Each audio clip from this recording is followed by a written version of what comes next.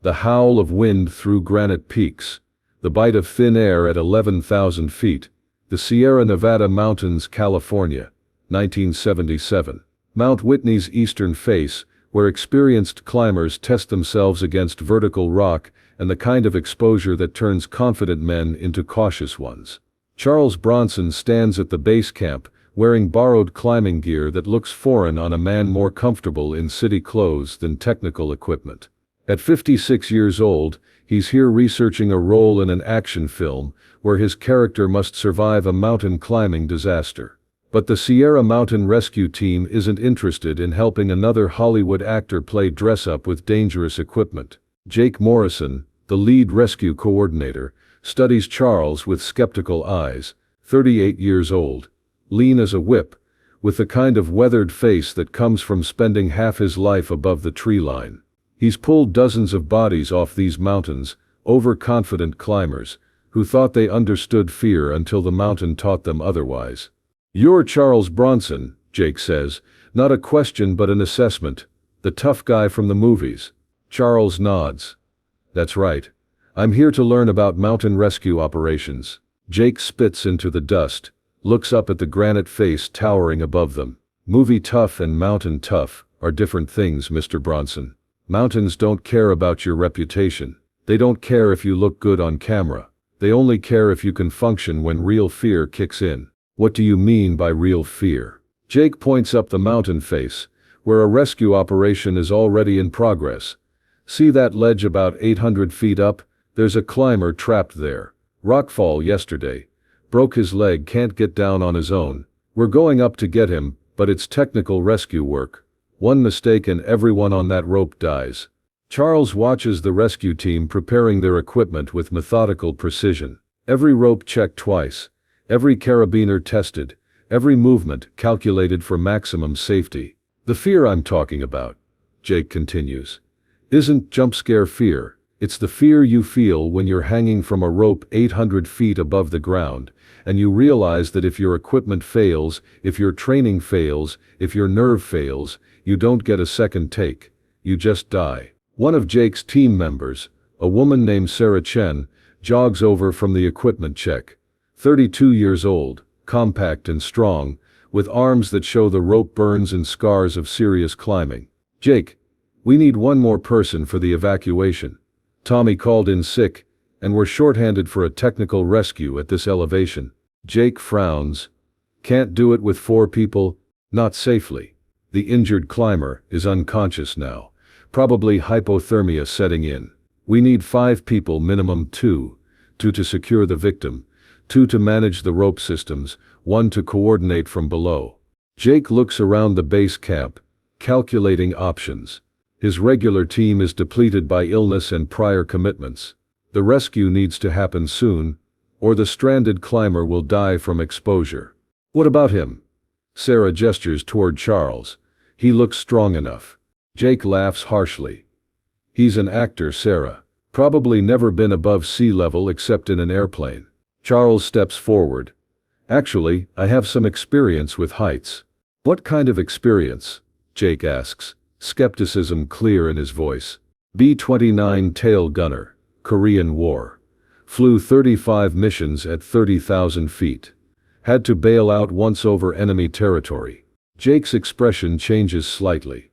Military experience carries weight in the mountains, where life or death decisions separate the capable from the casualties. Flying in a pressurized cabin isn't the same as hanging from a rope on an exposed cliff face, Jake says. When you're up there and the fear hits, when your body starts shaking and your mind starts telling you you're going to die, actors usually find out they're not as tough as they thought. Charles meets his gaze directly. "Then let's find out." Sarah looks between them, understanding the challenge being laid down. "Jake, we don't have time for a pissing contest. That climber needs help now." Jake nods grimly. "All right, Mr. Bronson, but I need to know you can handle real fear before I trust you with other people's lives. You ever been on a technical rope rescue?" "No." "Ever climbed anything higher than a Hollywood ladder?" "No." "Ever been in a situation where one wrong move means everyone dies?" Charles considers this. "Yes, different situation. Same stakes. Jake studies his face, looking for signs of bravado or false confidence. Instead he sees something he recognizes, the quiet certainty of someone who's faced mortality and survived. Alright. Crash course in mountain rescue. Pay attention, because I'm only explaining this once. Over the next 20 minutes, Jake teaches Charles the basics of rope work, anchor systems, and rescue protocols. Charles absorbs the information like a man whose life depends on understanding it correctly the first time. The fear, Jake explains as he demonstrates knot tying, comes from two places. Fear of falling, which is rational and keeps you alive, and fear of failing, which can paralyze you and get everyone killed. The trick is using the first fear to overcome the second. They begin the ascent. Charles, despite his inexperience with technical climbing, moves with careful deliberation. He tests each handhold, checks each foothold, follows Jake's lead exactly without trying to prove anything. At 200 feet, Sarah calls out, "How you doing back there, Hollywood?" Charles looks down at the shrinking base camp, feels his stomach lurch slightly at the exposure. "Still breathing," he calls back. At 400 feet, the wind picks up. Charles feels the rope sway slightly, understands for the first time how small human beings are compared to the forces of nature.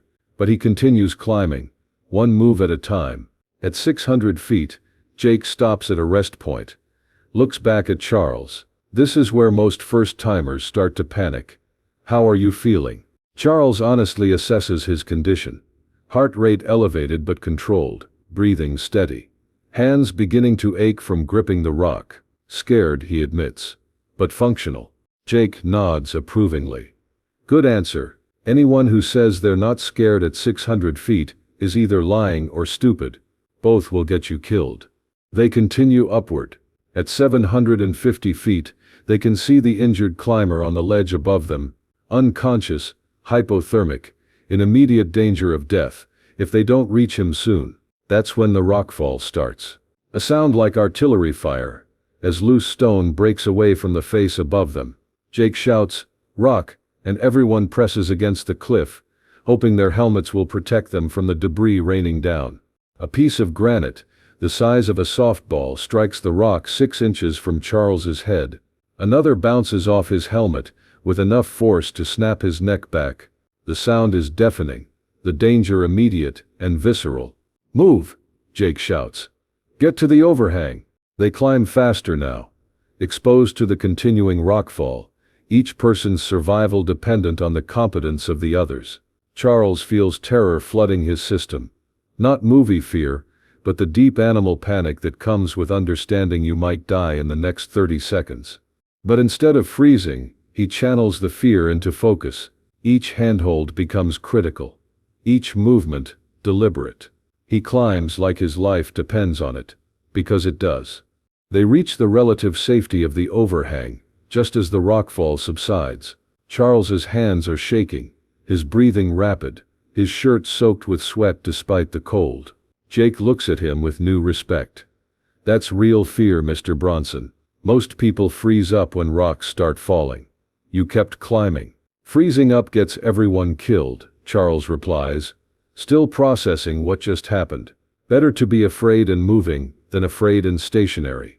They reach the injured climber and begin the technical rescue. Charles follows instructions exactly, holding ropes, managing anchors, helping package the unconscious man for evacuation.